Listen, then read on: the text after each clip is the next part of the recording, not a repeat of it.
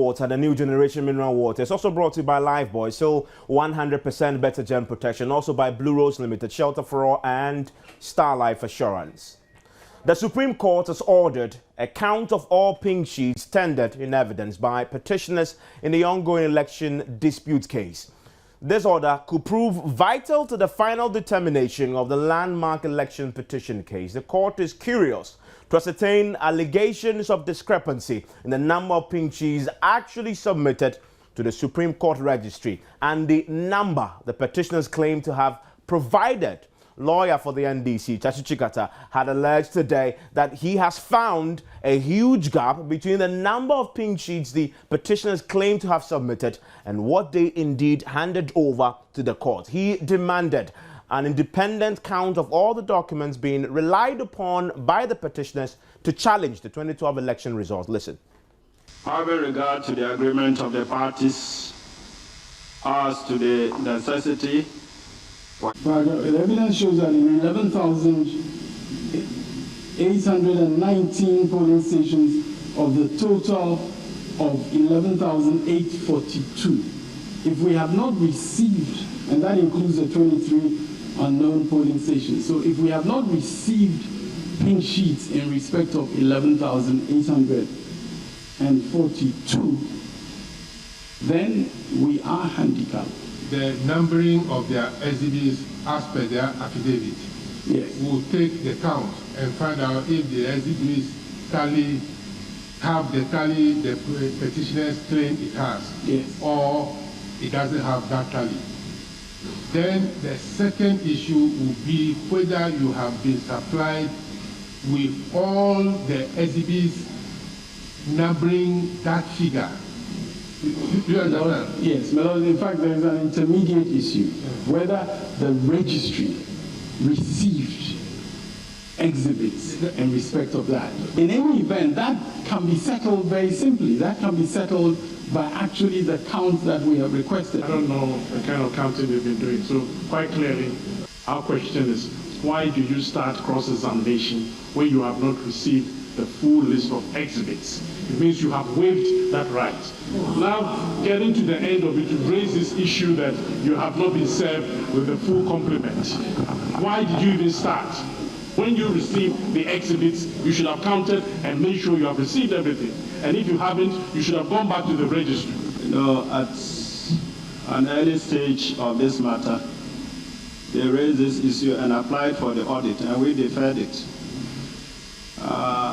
So, in view of that, I mean, it's difficult to see the waiver. But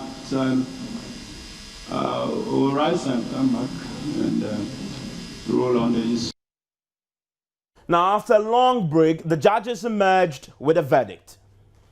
Having regard to the agreement of the parties as to the necessity for a count of the number of exhibits of pink sheets delivered by the petitioners to the registrar of this court and served on the respondents, it is ordered that the issue be referred to the referee to count a said number of exhibits of pink sheets so delivered to the registrar of this court. The said count should be based on the court's copies of the said exhibits in the custody of the registrar of this court. Accordingly, the court doth appoint, with the consent of the parties, KPMG International Accounting Firm as referee to carry out the said count. In doing so, the said referee should make a true and faithful count of all the said exhibits of pink sheets according to and under the various categories of alleged electoral malpractices in issue before this court as follows. The said allegations as appearing contained and specified in paragraphs 44 to 67 of the affidavit of the second petitioner relating to the presidential election petition depending in this court, filed in the registry of this court on the 7th day of April 2013, specifying in respect of each pink sheet the polling station name and its code number, and exhibit number, if any.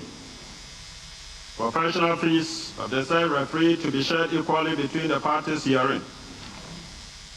Each party is at liberty to choose 2 representatives who attend the said count as observers.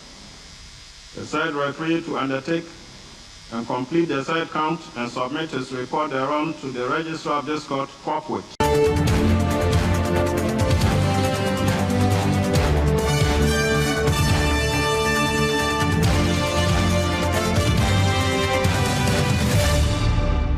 So as you just heard, the counting firm KPMG has been appointed as the independent referee to conduct the counting of the pink sheets in the presence of 2 representatives of each party in the case. But really, what does this mean? I will shortly speak to journalist and lawyer Samson Lara Yinini. But let me first speak to Yao Boabina Samwa, spokesperson for the MPP legal team. Thank you, sir, for joining us here on Top Story. I can imagine this was anticipated. This was anticipated, correct? Yes. First of all, I think we should be very proud of the Supreme Court.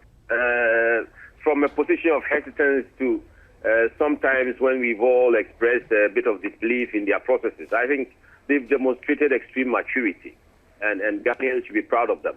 You know, this application was made before, and the respondents then only wanted just a mere count of the single sheets of paper without going into the content.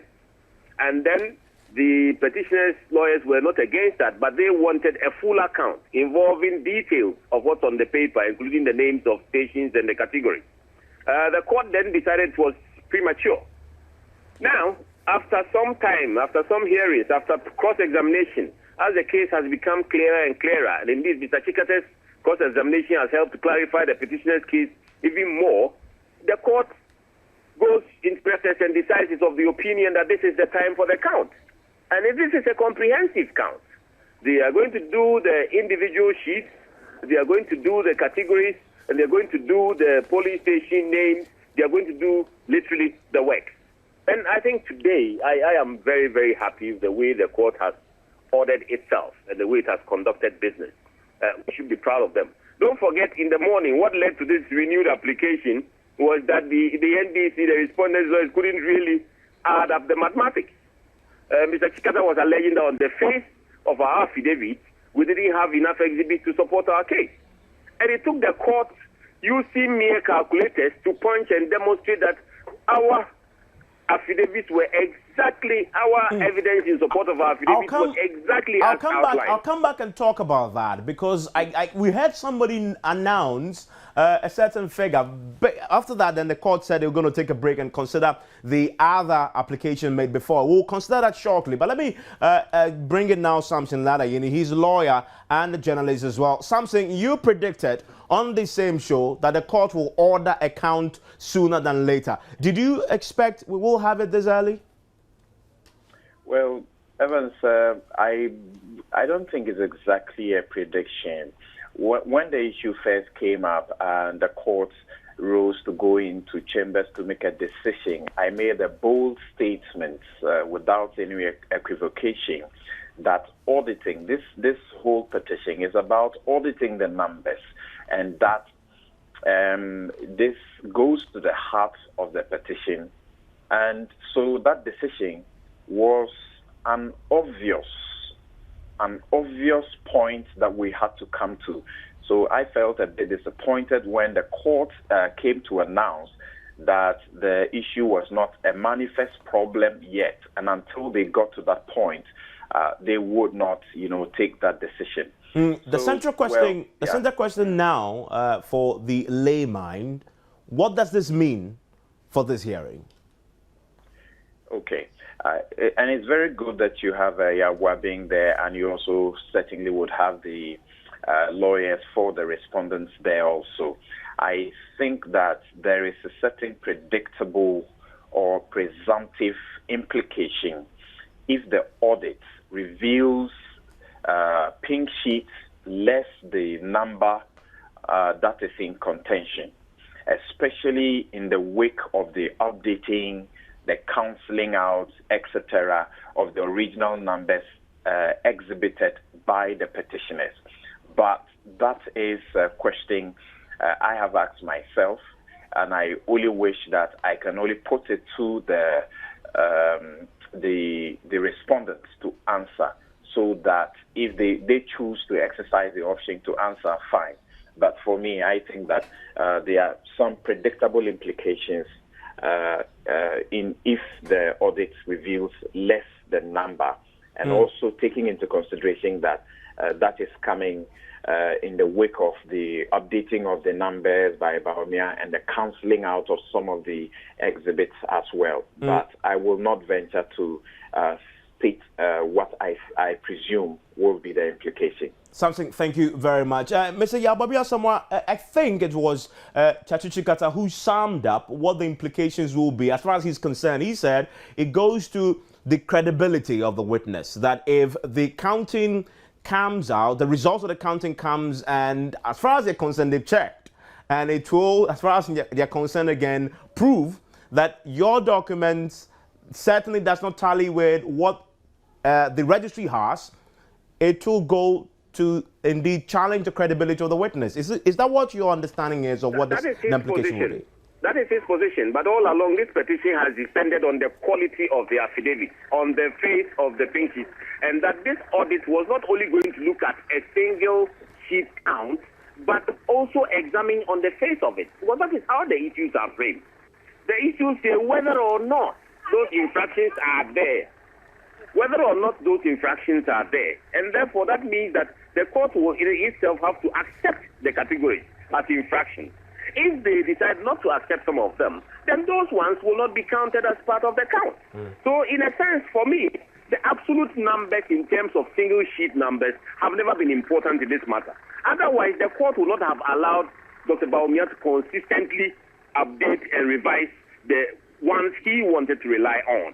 So in that sense, Evans, I don't think it's about how many sheets exactly you got into court. It's about whether or not the content of the sheet supports the allegations you're making. And here, the independent auditor is being asked to go into that as well. But correct me if I'm wrong. The court did not go anywhere close to the content. All it wanted, The court order is very clear. The court says it should be ordered in the categories alleged. And polling station numbers, and as far as possible, exhibit numbers also put on. The court has said that. And quickly, there's a point that indeed, I think was said in the passing, really, before they went to consider. It's not in passing. It's in the order of the court. Okay. It is not in passing. Because that there was a counting that was done. Explain that before they went to consider. Evans, I am in court. I was in court. I heard the order. I wrote it down. It is the order of the court that the physical sheets be counted, and to the extent possible, sorted in the counting into the alleged categories. No, I'm talking about the incident where I think there was somebody counted what was on the face of the affidavit, and it was announced as 11,800 and something. Then your lawyer says, well, that proves our point. I wanted to briefly talk about that for me. 11,842 is what all along Dr. Bawumia said he had delivered to the court.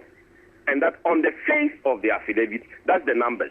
Mr. Chikata insisted that it was not even true on the face of the affidavit that we had that number of pink sheets submitted.